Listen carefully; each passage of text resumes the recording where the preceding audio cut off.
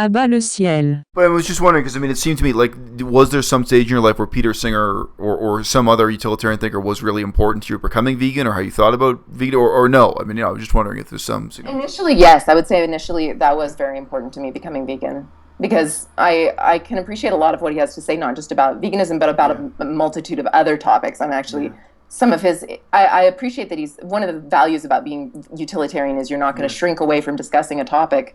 Yeah. Because you kind of have this black and white view of the world that allows you to just explore these issues. The fact that he's gone into discussing some topics that people wish he wouldn't talk about, like euthanasia and things like that, I appreciate that, because I think that takes a little bit of courage to discuss those things, and I think it's beneficial. I know you don't. I know you can't stand him, but no. But look. My fundamental point with Peter Singer is that to me his stuff is boring and meaningless. But that reflects what I already am familiar with and take for granted. Like for it's his age too. He's coming. He still has a view that I think is very much set from the 1970s. He hasn't really he hasn't seen the way that we can move forward past that, really. But I was going to say, somebody else might get really inspired by a kind of introductory book about Buddhist philosophy, or let's say a collection of Buddhist philosophical poems, the really ancient poems translated in English, and they might say, wow. And to me, it would just be nothing, because I have already this really deep background. To me, it might be boring or meaningless. Like, I've read the Dhammapada already. This collection of excerpts doesn't move me, doesn't mean anything to me. I just say that doesn't really mean that the source material is meaningless, but it just might not provide anything new or important or a shocking contrast to what I already knew, to the background I already had. I've been trying to get involved more with real world activism, trying to meet other vegans and things like that. And I got to say here, this is the kind of the potluck thing, and I don't know what you think about that, but that seems to be universally the way the vegans seem to meet. I don't want to go to a potluck. I know that sounds awful, but I don't like cooking. I don't like that. It's just not my thing. I don't know why we can't just meet at a coffee shop or something, but I guess that makes me weird. But I would rather sit and chat with people than. Right. Well, that's also why I wanted to be on the explicitly political side of things, right? When it's clear that you want to organize real political action, then whatever time you spend talking to people. Recipes and sing Kumbaya. I know that sounds awful, but that's just not my. Well, look who you're talking to now. I feel exactly the same way. But anyway, I guess we'll wrap up this conversation just because we've gone on for so long. But wonderful talking to you. As you can imagine, in terms of real world activism, my options will be totally different if I now commit to living on the Burmese border for 1 year, or if I return to Canada right away. Just a short time ago, I was thinking about whether or not I was moving to Japan, or moving to Europe, or joining the Canadian Army. So you are going to finish, right? I already do. I just mentioned that I already do have one BA. I have a BA in political science. So this is actually a second BA, which is in Asian studies. So then the question is, what if you complete the second BA? Do you now want an MA? How many years of your life do you want to spend in a university? And for me, it would be quite easy to get an MA. But that's the question for you, is like what would be the benefit of that? You can certainly get a master's degree and then work for a government body doing something, but I don't think I ever could. I don't think the government would ever hire me. I don't think I'd ever get that job. I'm just being honest with you. I don't think I could ever work for the Canadian government. I don't think they'd give me a job above camp counselor. I just don't think I'd ever get a job. Yeah. Well, it'll be kind of a long conversation. You can look at my CV and we can talk about it. I was looking at your CV and I was just thinking more like that. I don't know. Certainly. Yeah. I could see you doing, you could do something in education, obviously, but again, that does take time. It's not easy to get, I've thought about it myself because I've got a master's degree, right? So I'm the perfect example of someone who, what do you do when you do have a master's degree? Like I can certainly do a PhD and I'd be able to do academia fairly easily, but Well, the other option would be for me to become a lawyer, but becoming a lawyer in Canada takes a really deep commitment to a particular place because it's provincial. And ultimately to a city. So that's years of my life with, again, no income. And in Canada, you get the degree, and then you go into a very corrupt articling process. And where would that be for me? Halifax?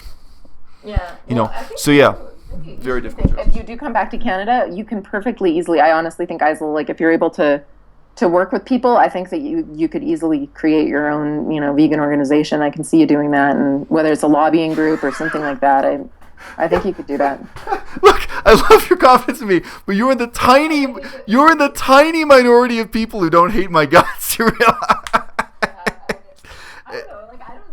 You are who you are. So So Yeah, and I'm not overly humble about it, but again, when I was actually in Victoria and I was even reaching out to Vancouver where there was a bigger scene, none of those people would talk to me and none of them would work with me. And again, they're not interested in doing anything, because that may be part of the problem too. Like, there's plenty of people who are just not. right. Well, And but I then always wonder myself, like, am I more interested in doing politics, or am I interested in doing vegan politics? Like, now that I'm a Right. Canadian citizen and everything, Right. I've been thinking, like, do I want to get involved in politics? I know I'm always interested later on, like some other day, because it's late for you, but Right. sometime I'm curious about your experience with the Green Party and everything. I'd Right. probably Right. not Right. go with the Green Party, because it's just not here in Alberta. It's Right. completely pointless, but. Right. Right. Well, I mean, yeah, there's a lot I could say about this, and it's already midnight here in China. Yeah. Okay. We can chat some other time, but Sure.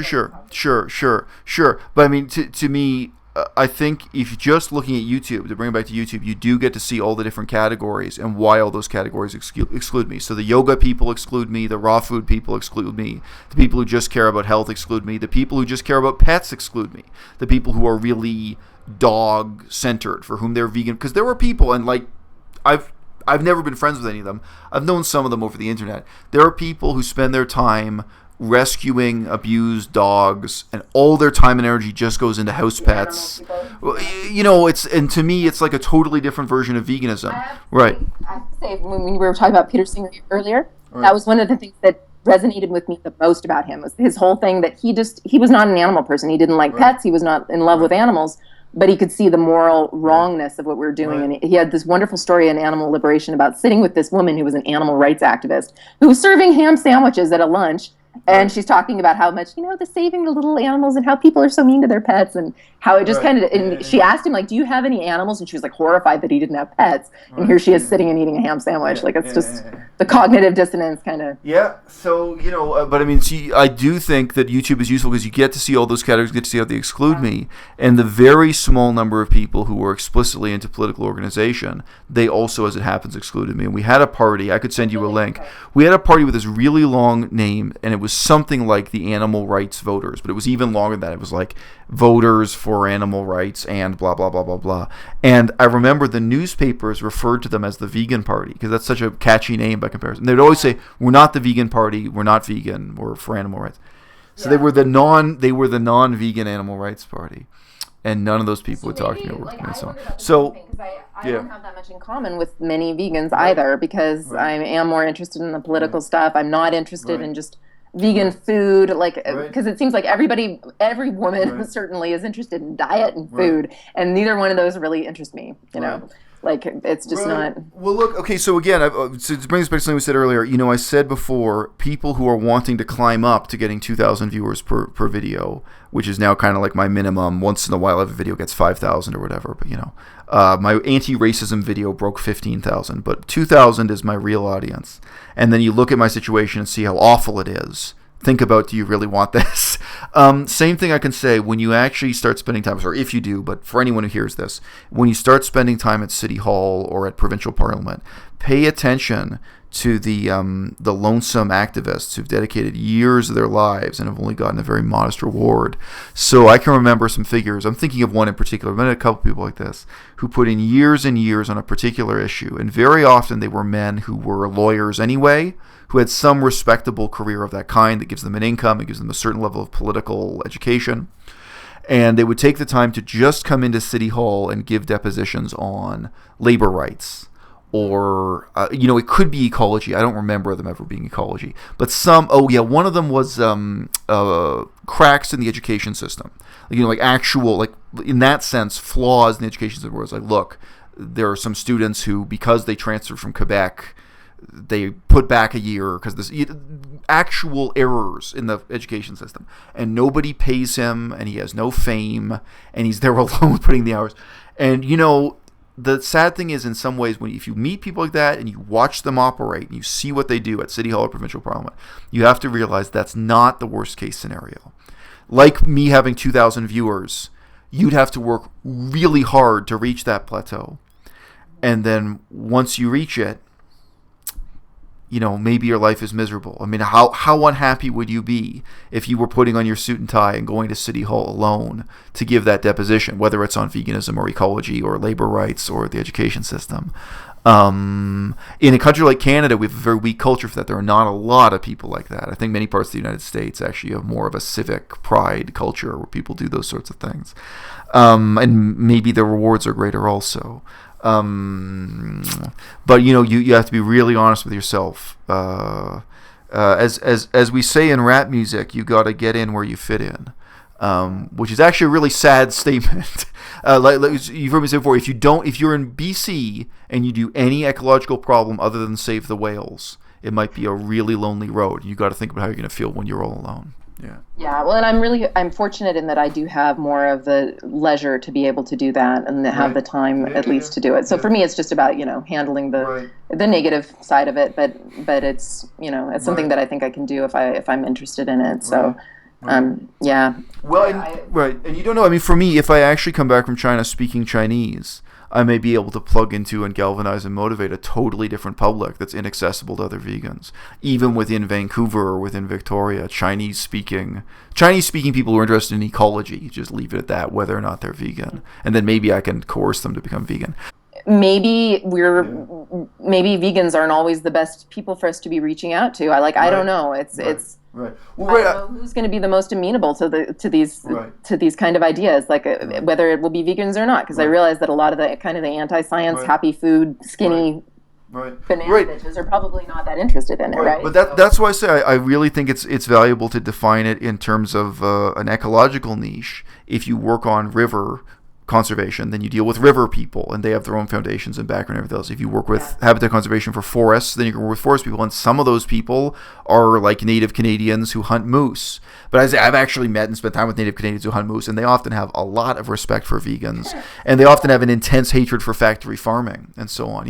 I remember talking to one guy who was deep into the First Nations politics and so on, and he said, it's not controversial at all to say cigarettes are the white man's poison, but it's deeply offensive to say tobacco is the white man's poison. Yeah, there you go. It's a great example, So it's true, as they say, politics make strange bedfellows. But if you meet other people who are passionate about that river or that forest, or it could be the ocean. In Victoria we have this issue with sewage being dumped into the ocean directly, untreated sewage going straight into the ocean, blah blah blah. But it all has to come from love. So much the idea that it's just about vegan education and that's the only thing we should be working on, because like you say, I think there's these small issues that are not welfare issues that are, like we were talking about, lobbying for schools to stop having egg and cheese pushers come in, like that kind of thing is beneficial, I think, and it's not about welfare.